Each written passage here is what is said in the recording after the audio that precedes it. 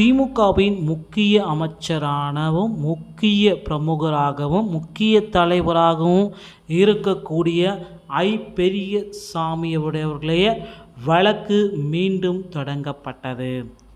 திமுகவில் கிட்டத்தட்ட 20 ஆண்டுக்கும் மேலாக உழைத்து கொண்டிருக்கும் முக்கியமான அமைச்சர் பெரியசாமி. முன்னாள் முதல்வர் கருணாநிதி காலத்தில் இருந்தே அக்கட்சியில் பெரியசாமி இருந்திருக்கிறார். பெரியசாமி அவர்களின் ஊழல் வழக்கை விசாரணை செய்த உயர்நீதிமன்ற நீதிபதி ஆனந்த் வெங்கடேசன் அவர்கள் பெரியசாமி அவர்களை லெஃப்ட் ரைட் வாங்கி வெளுத்து வாங்கியிருந்தார். குறிப்பாக அமைச்சர் என்பவர் மக்கள் மத்தியில் சுத்தமானவராக இருக்க வேண்டும். பதவியில் இருப்பவர் எந்த ஒரு அதிகாரத்தில் இருந்தாலும் எந்த ஒரு தடையின்றி அவர்கள் மீது உடனடியாக நடவடிக்கை எடுக்க வேண்டும். குறிப்பாக லஞ்ச ஒழிப்புத்துறையுடைய நடவடிக்கை ரொம்பவே மோசமாக உள்ளது. பச்சோந்தி போல நிலம் மாறுகிறது. இந்த லஞ்ச ஒழிப்புத்துறை ஆட்சியர்களுக்கு ஒரு மாதிரியும் இங்கே அதிகாரம் இல்லாதவர்களுக்கு ஒரு மாதிரியும் லஞ்ச ஒழிப்புத்துறையின் செயல் இருக்கிறது என்று கடிந்து கொண்டார். எம்பி மற்றும் எம்எல்ஏக்கள் மீது இருக்கக்கூடிய ஊழல் வழக்கை உடனடியாக விசாரணை செய்வதற்கு ஆளுநரிடம் முறையான அனுமதியை பெற வேண்டும் என்பதற்காக குறிப்பாக அமைச்சர்களின் ஊழல் வழக்கை சரியான விசாரணை செய்யாத நீதிமன்றத்தை அந்த கடவுள்தான் காப்பாற்ற வேண்டும் என்று நீதிபதி ஆனந்த் வெங்கடேசன் அவர்கள் நீதிமன்றத்தில் தன்னுடைய வாதங்களை எடுத்து வைத்திருந்தார். குறிப்பாக அமைச்சர்கள் மீது இருக்கக்கூடிய ஊழல் வழக்கு சரியானபடி விசாரணையானது நடத்தப்படவில்லை. மீண்டும் ஆடம்பரத்தில் இருந்து விசாரணையானது நடத்தப்பட வேண்டும்.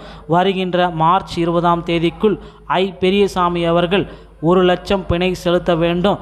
பிணை செலுத்த பெரியசாமி தவறினால் அவரை உடனடியாக கைது செய்ய வேண்டும் என்று துறைக்கு நீதிமன்றமானது உத்தரவிட்டிருக்கிறாங்க. இந்த வழக்கானது தினம்தோறும் நடத்தப்பட வேண்டும். எம்பி மற்றும் எம்எல்ஏக்களுக்கான வழக்கு KKSSR ராமச்சந்திரன், தங்கம் தென்னரசு, பெரியசாமி, ஏவாவேலு, பொன்முடி, அதிமுகவின் முதலமைச்சரான OPS அவர்கள், அதிமுகவின் வளர்மதி என விசாரணையானது முடிவுக்கு கொண்டு வர வேண்டும். இவர்களுடைய விசாரணை தினந்தோறும் செய்து தினசரி மாலையில் இவர்களுடைய வழக்கினுடைய ஆதாரங்களை நிரூபிக்கப்பட வேண்டும். அடுத்தடுத்து தமிழகத்தில் திமுகவுடைய அமைச்சர்கள் இந்த ஊழல் வழக்கில் சிக்கி திணறுகிறார்கள். தமிழ்நாட்டில் அடுத்த அமைச்சர்களை வளைக்கும் வழக்குகள் திமுக என்னதான் செய்ய போகிறது? பெரியசாமி மீதான வழக்கு தற்சமயம் கூட்டுறவுத்துறை அமைச்சராக இருந்து கொண்டிருக்கிறார். அவருடைய அமைச்சர் பதவிகளையும் அவர் துறக்கப் போகிறார் என்று சில முக்கியமான தகவல்கள் நமக்கு வெளியாகி இருக்குங்க.